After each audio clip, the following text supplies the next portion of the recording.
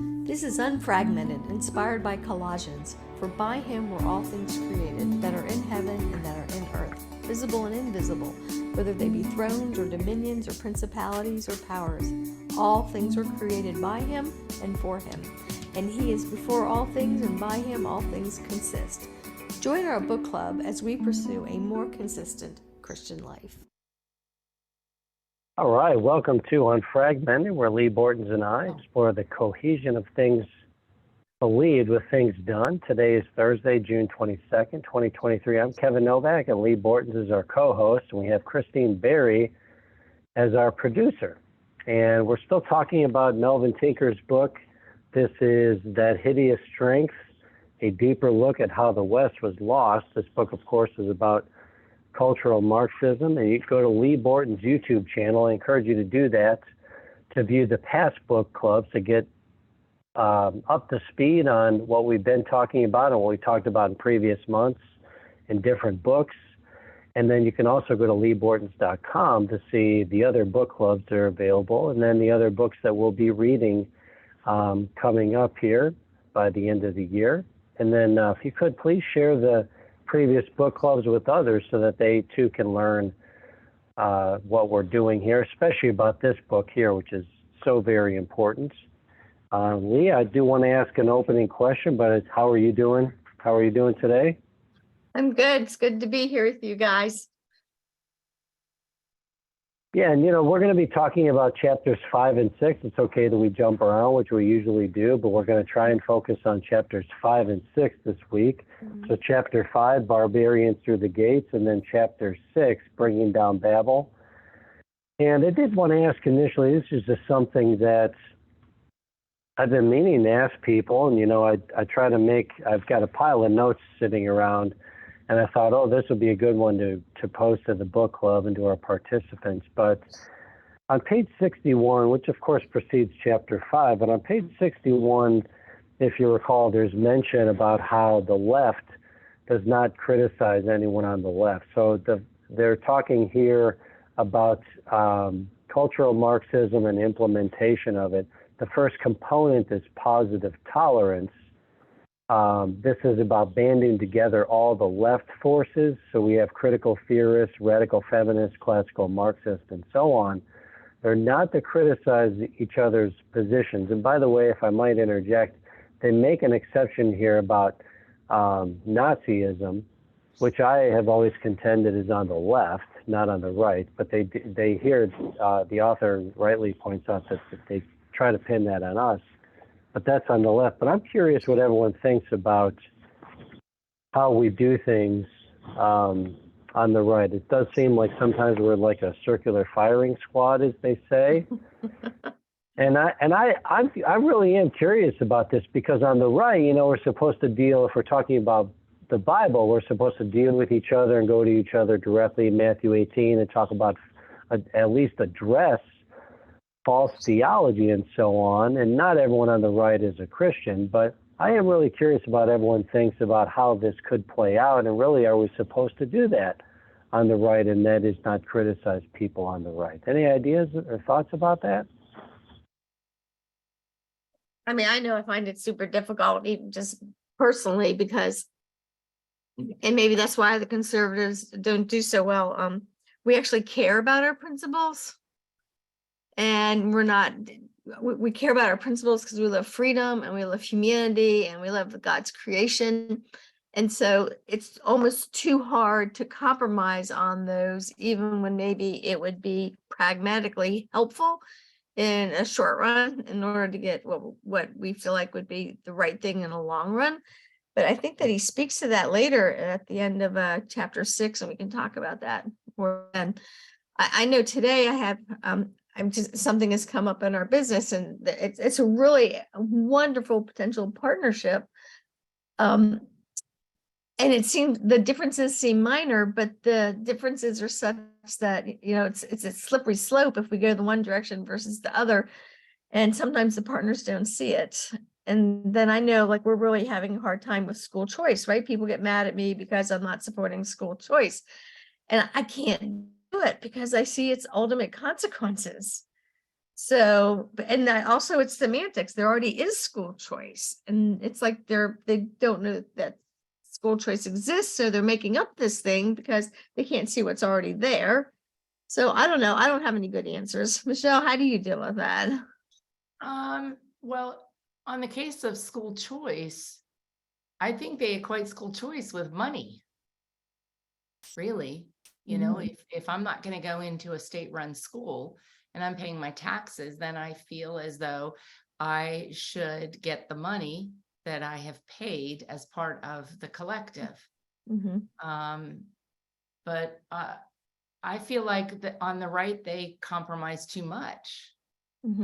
I feel like there isn't that digging in of the heels. There isn't that trying to stay together as one. And I think it goes to what you were saying about we've got morals. Not saying that the left does not have morals, but I think we do believe in a freedom of choice, and everybody should have the right to look at the facts and make a decision based on what is right for, if we're looking at a federal level, for their state, the state that they represent, not the state of right and left, but the state of Tennessee or the state of California or the state of North Carolina. It's either the party or die. And if you're on the left, they'll pretty much kill you politically. But it doesn't seem like the conservative, the right side does that. That's my take on it. Well, I think the rights, I even hate saying right and left, right? Because it's kind of like, no wonder we're on in all this transgenderism and CRT, racism, as though we can be defined as left or right, as though we can be defined by our race or by our gender. All of those things are such small parts of who people are. And there's so much more to talk about, and things get minimized. And so, when you talk about the building the bridge and not being in the fire squad that's shooting one another in a circle, that's really a good analogy, and I just don't always know how to make sure that doesn't happen. So he's in the book later on, about page 100, he's talking about standing against the wind versus actually fighting, and he's referring to Wilberforce, he being Melvin Tinker, the author. And I started thinking about the logical categories and this relates to your question, Kevin, that when there is some sort of opportunity or battle, whether it's negative or positive, you can either not show up, that's your one choice, or you show up. And then when you show up, you get two more choices. You either can be pushed along or you can fight against. That's it. Those are your only three options. And what I think we have a hard time figuring out is, how do I show up and fight against? And when I'm fighting against, as I look right and left and see people fighting with me, joining them.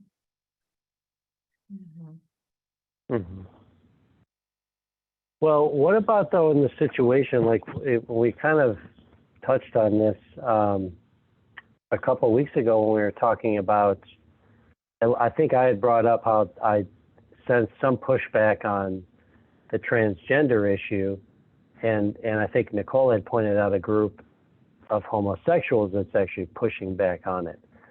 But what do we do?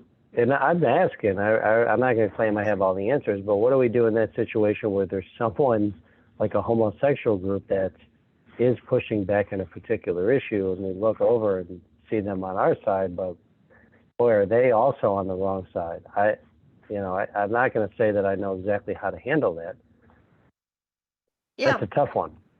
Do you guys have anything, Nicole, to add, or who else here tonight? Well, I mean, from the Christian worldview, I think it would require the use of discernment. I mean, if the early Christians still had to function in the pagan world, they still had to associate, with pagans, with the non-believers, without compromising. And, in some ways, I think if we can agree with certain people on other things, it can almost make it easier to open the door to conversations, because if one of our goals is to lead people to Christ, And if there's that moral issue that they're like, oh yeah, the Christians, the conservative Christians are right on this one, what other things might they be right about? So that's kind of the way I could see it going. Hmm. Well, it's also the Well, other side of that is it's hard to know what to do because it is the goodness of God that brings men unto him. And it is the gospel and his love that we're supposed to preach. But sometimes that can come across as really naive. And because we're also called to be warriors and in his army. well, I was going to point out too, ironically, Carl Truman, and I don't want to badmouth him, but I do want to point out that there was some frustration with him recently because he wrote the foreword to this book here that we're reading, and some people were upset with him because at an Awana convention, I think it was in 2022, I'm subject to correction on this. I'm just speaking about what I think happened, where some people are frustrated that he did not speak out against a celibate homosexual, even though he shared the stage with him. So it's challenging. I want to say that I'm tough on people on these issues. Another example too, recently, I was just looking at the Southern Baptist Convention, obviously having just convened, and they had expelled, I think it was 5 churches from the SBC. And some people might talk about, we just need to stick together and band together and stay tight. But at some point, you do need to have some principles. Otherwise, really, what is it that you're standing for? So I think core values, core principles, Bible talks about disputable matters. Now, that's another discussion about what is a disputable matter. But I think most conservative Christians, solid Christians, would, once they come to Jesus, really understand what's important and what is not important. And I'd like to think for the most part we agree on those things. Yeah. But it's not always clear. I don't think maybe we in this book club agree, but I would say we as Christians don't agree on very many things. I don't think. So, and we can't, this is what I tell people all the time. In business, in family, in relationships, and everything you do, communication's the hardest thing to do, even when they're with people you love, even with people that you serve in your church. And the prime example of how difficult this is, and I think the Lord wants it to be difficult, so we rely on him, is we can't even agree across our denominations on how to have communion. And the word communion means communicate. Right, that all by itself, we can't even get together on the same page over. So there's something in our nature about that tension. And, Jesus told us we were going to have it. So when he's saying, his yoke is easy and to yoke to him, but that we should not be unequally yoked, that's pretty clear too. So if we're not in agreement, like when does it become yoking, where it's like you're stuck with the person, versus when is it that you are in partnership with them? And I think a good question to ask is to discern between that is, if you're yoked to somebody, there's authority in that. You can't escape it. That's really different than partnering with someone who you are serving voluntarily.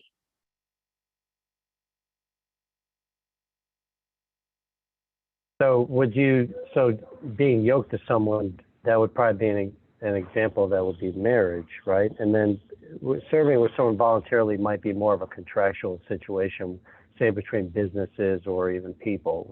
Are those good examples that you would think of, Liz? Yeah, like there's a gay man who's a waiter in one of our favorite restaurants, and we go there and we enjoy him. He is a good server, but he has no authority over me. And I have no other way to woo him but going and giving him a good tip and, talking Christianese to him. Right. So, but I would never start a restaurant with him. I wouldn't yoke myself to him. Right. So it's difficult because we're in a lot of, so here's one that I've seen because I'm older. Maybe Michelle, you might be able to comment on this. I remember early on, most of a good memorial to Pat Robertson, who just died this week. And, before the moral majority and Jerry Falwell, there was Pat Robertson and his bid for president. And there was a lot of folks that couldn't see a way to support him because they thought, when he ran for president, because they thought pastors should be pastors and not be involved in politics. So his voice got kind of lost and mocked because as evangelicals, we couldn't get together and figure out some way to work to support him. Do you remember when he ran?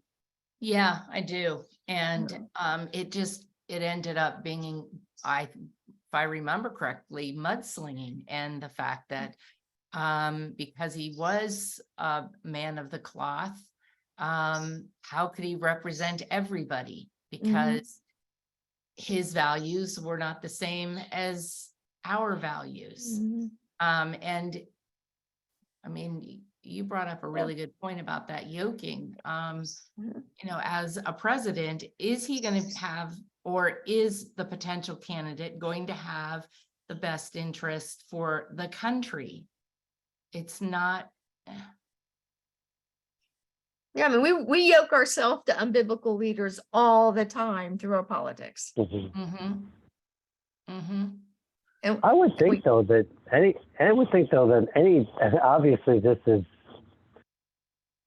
going to be argued by the left, but I would think that anybody who's a Christian and whatever they do is going to be beneficial to everybody, because we've got, Christianity is supposed to benefit people. God wants us to be blessed, and God wants us to be obedient to him and have eternal life with him. And so I know the liberals aren't going to see it that way, but if someone really is a believer, like say Ron DeSantis, I don't know that our country is I have my skepticism about a solid Christian being elected as president, but I don't know that they can get the votes anymore. But I think that based on what we believe, any solid Christian is theoretically going to be benefiting everybody. sure. Yes, whether you totally agree with what their political stance is or not. Well, I think Tinker, though, in his chapter 5 and 6, and more in 6. Oh, shoot, I just lost my train of thought and trying to think what chapter it was in. Never mind. Well, Well, in chapter 6, I think he does give probably the most pragmatic advice, but it was somewhere in chapter 6. I didn't do a lot of underlining, but he was talking that he went on that he told that whole story about the greengrocer. Yeah. In that the fight isn't with the power, but the fight is actually within our own community and our own sphere, and where we can touch and influence within our own circle. And I've often thought that there are people that can be on that national level that can do that influence or have that influence. But I've always said about myself, that's not me. Where I can make the difference is with everybody that I interact with. And if it's somebody that is gay that I love and have a friendship with, all I can do is just be that light to them on how what it is that they stand for is wrong and what they believe in is wrong. But I think I got sidetracked too. I'm getting out of Oh, the greengrocer. Yeah, Yeah, because what was going on with the greengrocer is like he's just doing it to get whatever it is, we do it to get along and not make trouble for ourselves. And so your initial question then, Kevin, is how do we, band together to work? Well, the average person's reaction is not to band together to work. The average person's reaction is, what's the least I can do so I'll be left alone? honestly, I think that's what conservatism has been doing for the last 60 years. And I think that's where the left has gained the power. I do like the fact that Dreher was not advocating for a complete withdrawal from society, because I think that's what we think of is, okay, just leave me alone. I'm living my life. But that's not what he's saying. It's that you work with your friends, you work with your church, and you grow from within. And then my big question with that isn't that what the left has been doing for the last 60 years? They've been very quiet about it, and they have been slowly growing. And we all on the right have just sort of been okay, just leave me alone. I want to raise my family. I want to retire. And now it's like we have to start thinking that way again, because we've sort of isolated ourselves, I think. Well, I think we're kind of like the French resistance during World War II, and there's always that remnant of God that's going to rise up and fight, but it's going to be a hard fight because of what you just said, Michelle. So I remember when Tom Brokaw came out with that book called The Greatest Generation. He was a famous newscaster for you younger folks. And all I could think of when he came out with it was, are you kidding me? The Greatest Generation, the World War II people were the ones that gave us no-fault divorce, government-paid abortions, birth control and the demise of the family, feminism, burning your bra. All that stuff came from after World War II because it was that war was so morally devastating to our globe. But it was something you could measure because it was a war. What's been going on now has just been this silent insipidness, dripping and dripping. So we don't fight until today. This week in Charlottesville, fourth graders put on an LGBTQ parade. And finally, the parents are standing up saying, what? We're leaving. Why does it have to get so far before we, do try to work together and notice what's going on? But I answered my own question, and he did too. It's that greengrocer thing. I just gotta do enough to get along. There's I remember. Go ahead. Oh, go ahead, Jennifer. Sorry. Go ahead. I was just going to say there's a quote on page 147 from G.K. Chesterton. It says, "A dead thing can go with the stream, but only a living thing can go against it." And that just really stood out to me, especially seeing that, we're told that when we are saved, we're made alive in Christ. So we need to be that living thing that is willing to go against the stream. I think that's great. So Jennifer, when you meet a Christian that won't go against the stream, do you think they're a Christian? Or do you think that's so tough? We have, those sorts of conversations and especially tied to current events around our dinner table all the time. And it often comes back to that, so how can you tell? Our kids will say, well, then are they really a Christian? Okay, this person did this in this current event. Are they really a Christian? And it's so hard. And it's so, I don't know. Well, we know that we can't judge the hearts of men, but I don't know if we can only judge by fruit. But if we only have one piece of fruit, I don't know if we can judge. Yeah. What do you think? I would say you can't tell it all either. That, Lewis himself reminds us not to try to judge that, because a murderer who's repented may still be far, far away from our morals, but he might be closer to Jesus than he ever was before. And that's what the Lord looks at. But on the other hand, so my question really stems from maybe a sense of frustration that people will claim to be Christians, but they won't. It's like I guess they want to be Christians, but they maybe more want to be on the, answering the phone rather than actually carrying the weapon for the Lord. I don't know what the issue is with that, but it still goes back to Kevin's first question. Why don't we band together better? Good. I think Alex last week touched on it when he was saying that, we see the church growing where there's this persecution, but here where we're safe and we're comfortable, we let these little things divide us. So, I know that I was going to also relate back to Robertson after Michelle said what she did is that during the time he was running, he and some other folks, I can't remember the Catholic's name, they wrote a document called evangelicals and Catholic together, trying to look, we need to work together in these issues.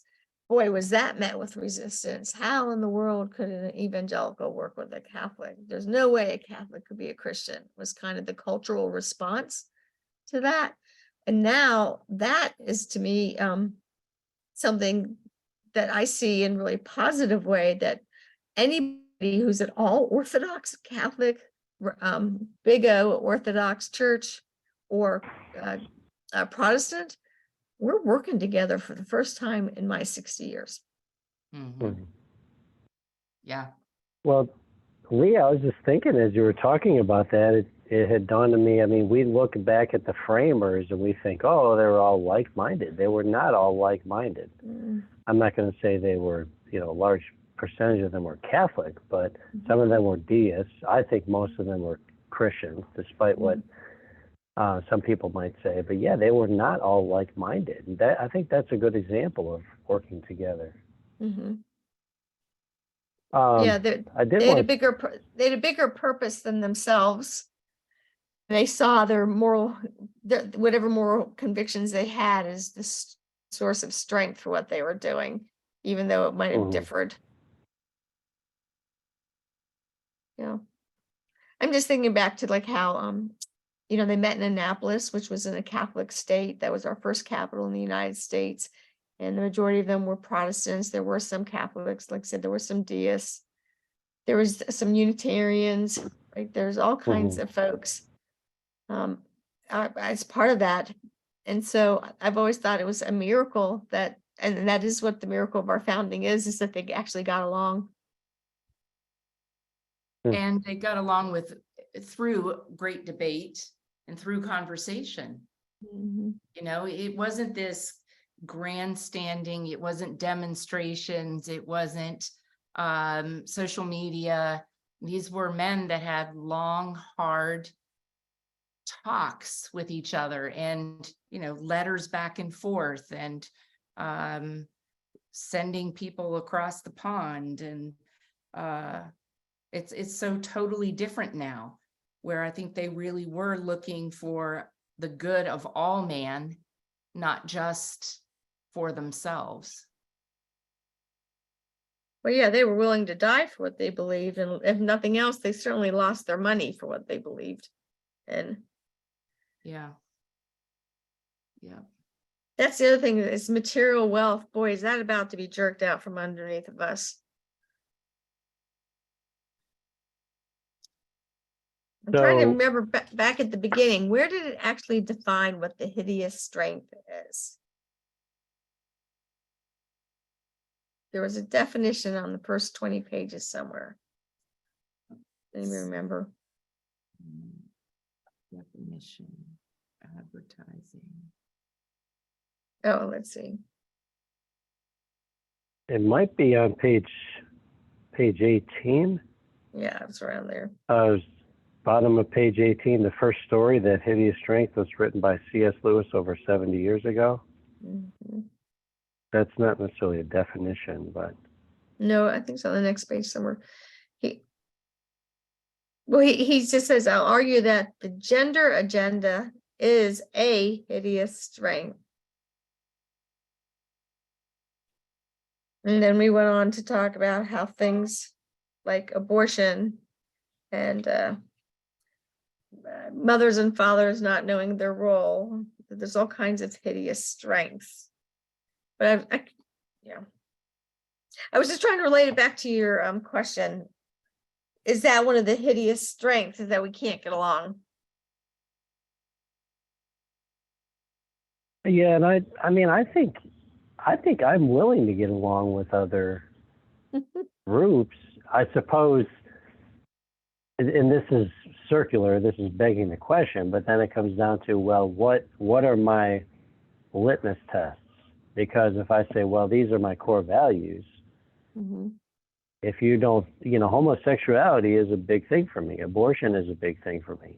I don't know that I'm willing to compromise those. Right. Maybe politically, I hate to say that, but maybe politically.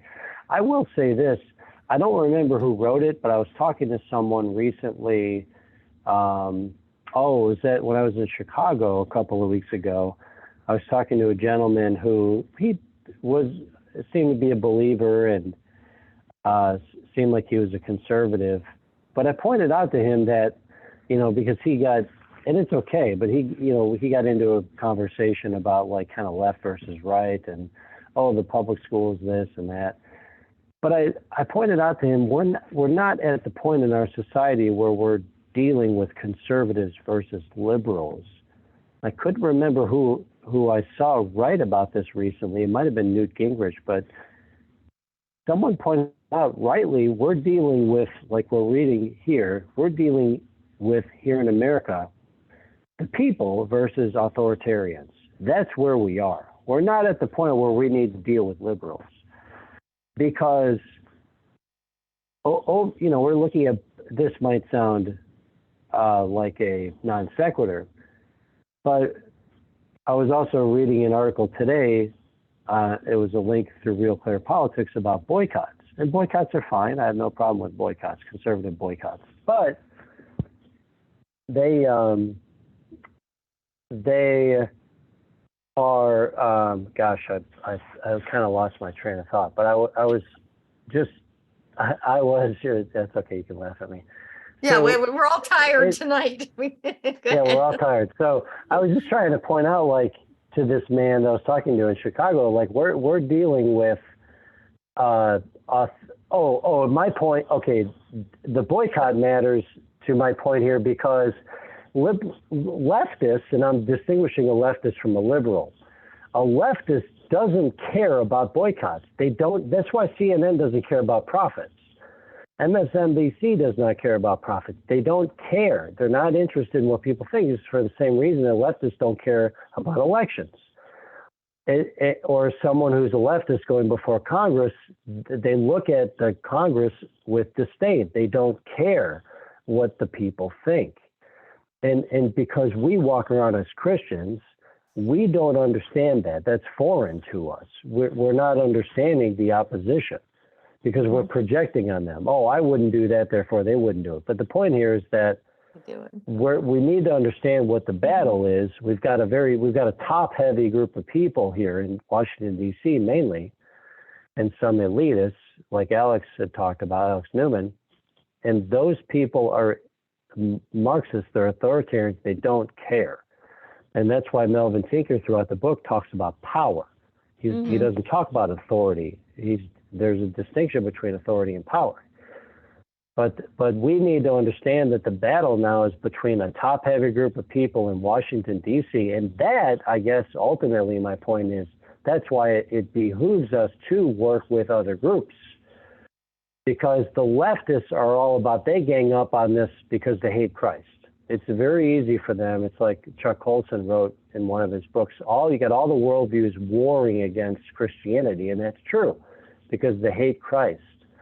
And they can get together in that regard. But at this point, we do need to band together more and more, because we need to defeat this top-heavy group of people that are leftists. Oh. I think through classical conversations, I'm always stunned at how the church works together through homeschooling. So, for instance, it almost seems like it doesn't matter which kind of church we meet at. The majority of them have SCC members are from all over, from all kinds of churches. And for that one day a week with their children, they can get together and manage it. And so, like in earlier years, not so much recently, I was criticized because, I was like too ecumenical, and I'd let people who said they were Christians and weren't into the program, and just various things like that. And what I kept telling people is, I'm running a business. It's a Christian business.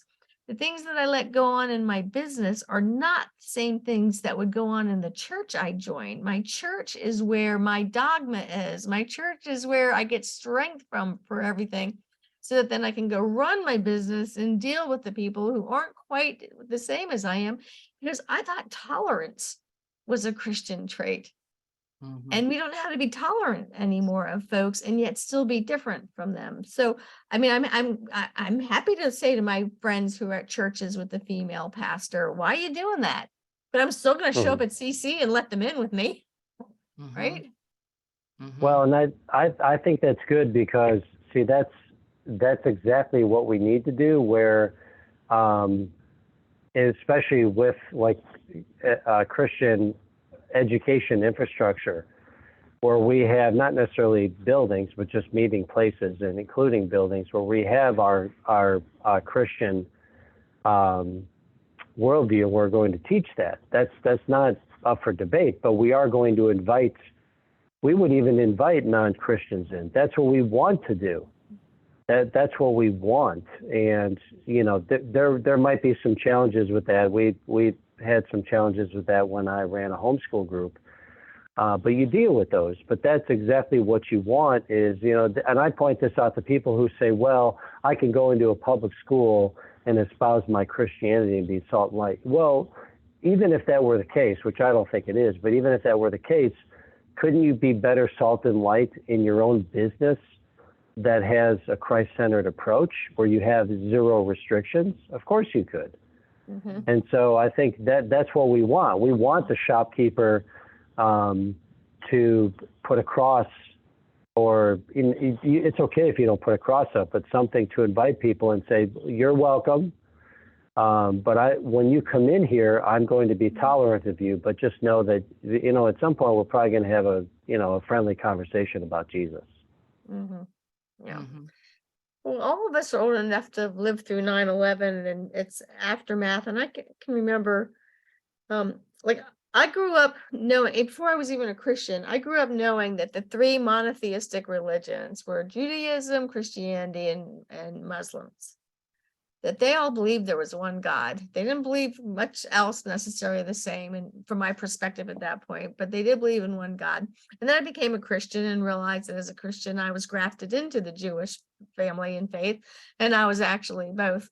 And then 9/11 happened, and conservatives were so upset. They were making sure Muslims temples weren't allowed to be built. And I thought, okay, guys, the table's going to turn on us. They're going to start saying Christian churches can't be built. Guess what's happening? All over the United States, cities are through zoning code saying Christian churches can't be built. So that was a case where we couldn't even recognize, because of the anger of these extremist Muslims, we couldn't recognize that people of faith are our friends. And so now we're all paying the price for not hanging together. So like within CC, you know, we have a lot of Mormons and Jehovah's Witnesses in CC, but we are a Christian organization. They're not Orthodox Christians. They can be in the organization. They can be the field trip mom. They can get the science supplies. They can have their kids in all the programs they want, but we never let them be the leaders because they won't lead you to the right place. But a Muslim, I mean, we've had Native Americans, we've had Muslims, atheists, all kinds of people in classical conversations. And so we try really hard to say, look, the leaders have to know where they're leading. And then, you know, people get mad at me because you know, a director will decide to put some of her kids into public school or a school situation and not be in CC. And I'm like, okay, then you can't be a leader for us anymore, because the leaders aren't divisive. They're not double-minded. They're single-minded. They know exactly what their purpose is and they stick to it. And so, you know, I'm accused of being divisive then, and yet it's what works. It's why we're so strong. It's what the Lord has us do. You know, with James, he talks about not being double-minded. So it's just really hard in all those situations. I just said a mouthful. To know who are your friends and who aren't, and how to be wise about it, and how to not be afraid and run, how to engage them, how to love them. And I don't think we've gotten to that point in Tinker's book yet. I haven't read to the end. Have any of you? Has he said positive things at the end? Does he have an answer for all this? I don't know, Jen, did you get to the end, Jennifer?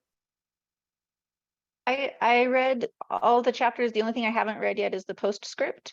And I think in chapter 6, he talks the most about that book, The Benedict Option. Is that right? Yeah. Yeah. He talks about And- Rod's book in a positive light.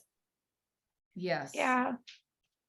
And then he does, there are people that will, I think he mentioned some that had some opposition to it, but for the most part, they were supportive of it. Oh, I see on page 157, he talks about being praying people, literate people, and a changed community. And that goes back to taking the log out of our own eye. Right. So on page 132, he says, our hope as Christian believers against that hideous strength is to be found with the account of the Tower of Babel itself. Mhm. And then he kind of goes into explaining of what it is, and that how a lot of the I think he's trying to point out, and trying to remember because it was a while since I read it, but that he was trying to say that, you know, it's going to come down to God. Oh yeah, he does say at the bottom, God comes down in both judgment and mercy in the case of the Tower of Babel. And in C.S. Lewis's book, The Hideous Strength, which I actually ended up trying to finish that book because we were reading this. So I think that's what he was trying to say, and also why he's trying to compare it to the Tower of Babel a lot of times. That in the end, God wins and man's just foolish to fight him. Well, and in that account there that you're talking about, Nicole, he shows like kind of two different sort of diagrams here. And I think what I took away from it is that it pivots on God, and it pivots on his actions, not on our actions. Or our his will, not our will, maybe. Because that verse G on page 132, the Lord came down. You can look at it as two different ways that we try to bring him down. In other words, we just make him a man and mock him, and he's not a God. And yeah, but in doing that, it turns out to be actually true, because he comes down and he says, I'm going to do it the way it needs to be done. That's our thing, isn't it, about being a Christian? One way I'd say it kind of a funny way is, why do they sell Girl Scout cookies during Lent? Why do our husbands have to go to work when our children are youngest? Right? You could just, why do we even have children when we're the dumbest? Right?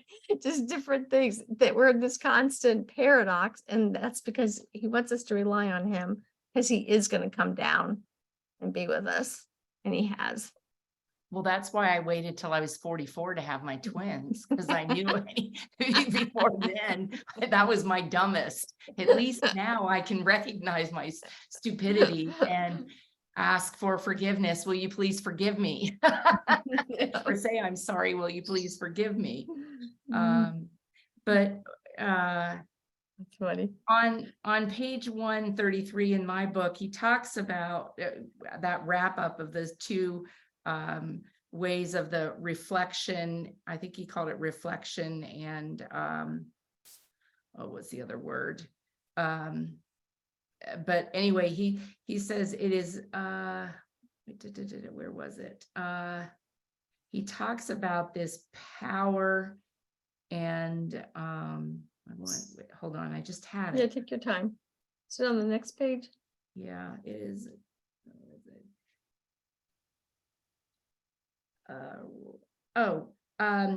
Principalities and power. So if the last paragraph on page 133, while people use various means and idolatries to try and bring God down, it is God who elects to come down and take captive all the rulers and authorities and principalities and powers. And then it was over on page 1. Wait, hold on. There was another place where he talked about I think it was before that. He was talking about the principalities on page 19.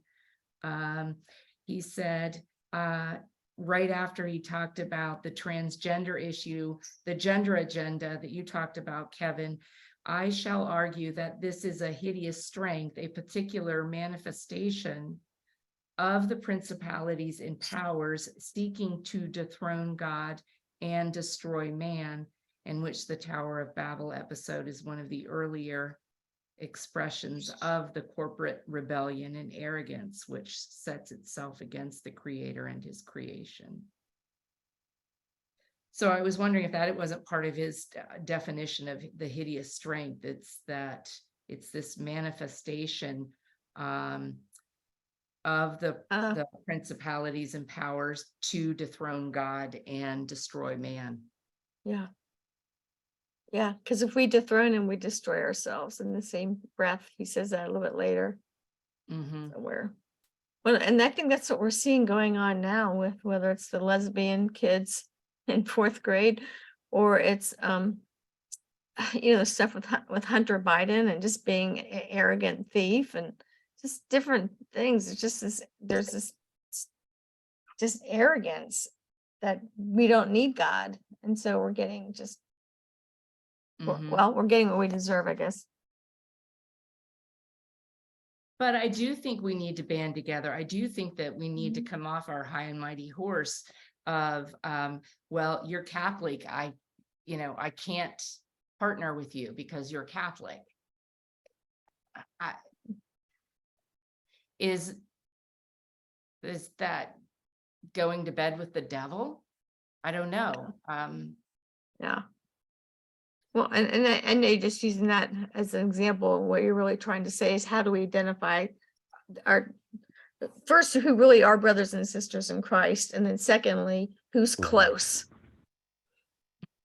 right? That we can work with.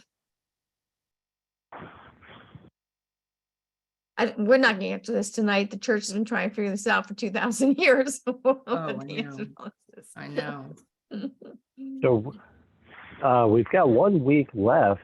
What it would be nice to do is maybe next week when we come back, we can talk about some things that we do. I know I have a couple of things I'd like to share with the group that we do to start reversing some of these things, maybe some action we're taking. I think it's a really good idea because we got to keep being positive and we got to just get up and do the next thing and build. And I'll say this is good. This was a good book to read because I think I knew what cultural Marxism was, having gone through when I worked at State Farm. They were pushing homosexuality. This goes back years ago, and I saw it. I just didn't know what words to use to describe it. And so I think this was a good book for me, so that now I can describe it to other people more concretely. But I think coming up with some ways, local ways, that's how the church works. We're doing things locally and long term. And there's nothing wrong with being involved with politics, but doing things locally and long term, I think, is really how the gospel expands. So. Okay. All right, so let's do that next week. Let's everybody think about whether it's ourselves or our church or an organization we're familiar with. What are we doing? What are some solutions to fight the hideous strength? Sounds good. Lee, mind if I pray really quick here before we go? Of course. Okay, all right. Heavenly Father, I thank you for bringing us here this date and time. We've learned so much, and we're thankful for what you've exposed to us, what you've revealed to us. We ask that you not discourage us, but just bring us to a greater understanding of what we're dealing with here, and then a greater reliance on you and your spirit as we go forward. And help us share that with others too, so that they can learn, and ultimately we can bring more people to Christ and return our nation to you, Lord. And I pray all these things in Christ's name. Amen. Amen. Hey, before we go, I wanted to recommend to you that you watch this movie that's streaming on Netflix right now, if you get it, called Marvelous, spelled with 2 L's. Have any of you seen it? I challenge you to watch it this week. It's probably the happiest Christian movie I've ever watched. It's just delightful. So, and I would watch it with the children first. I would watch it yourself because it deals with the soccer team, and there's some swearing with the soccer guys, but that's the only thing that's in there. So, but it is just a happy movie. So. Oh, good. Yes. Yeah. All right. Check that out. All right. Safe travels if Well, you're have a traveling. good week, everybody. Bye. Bye. Okay. Goodbye now.